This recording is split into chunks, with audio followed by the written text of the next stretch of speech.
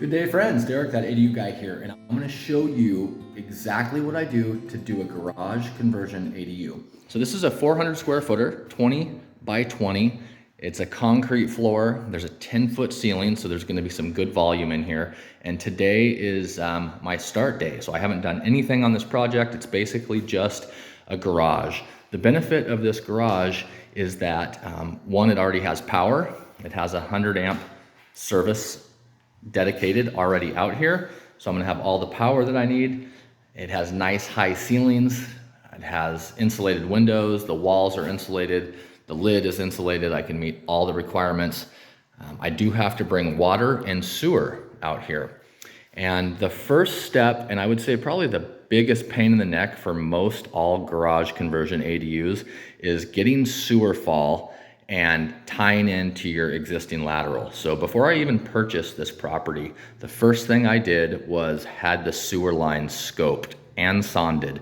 And what that means is they run a sewer camera down your sewer lateral, and they can tell if there's any degradation to the sewer line. They can tell if there's root intrusion. They can tell if there's faulty installation, and they can also tell the depth. So what made this one really a go for me was the fact that the sewer lateral actually runs underneath the existing structure. So it comes out of the primary house and runs right underneath this concrete slab, which isn't great practice. It's to code, but it's just not a good practice.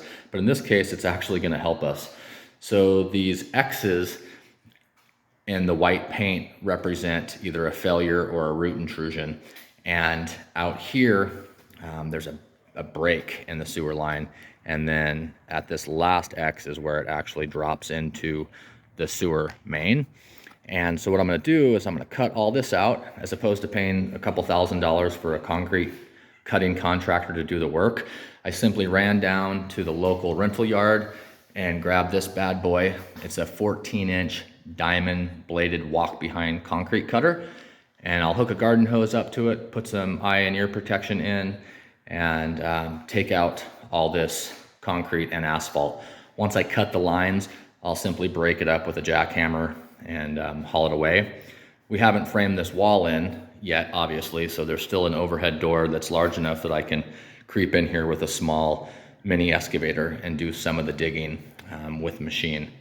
So first step is going to be identifying where our sewer lateral is and tying into it. In this case, I just happened to have a repair at the same time. When they built this, they left one existing piece of sewer line. There's about 15 feet here that's still clay. So now is the time to tear it all out and replace it with new ABS and then 30-34 out in the right of way. And I already need to be cutting concrete because over in this corner is going to be the bathroom. So I've got to cut into the slab for drainage for the toilet and also for the tub. So there's going to be a 5x7 bathroom in this corner. There'll be a nice little kitchenette wet wall here. This will be the living area.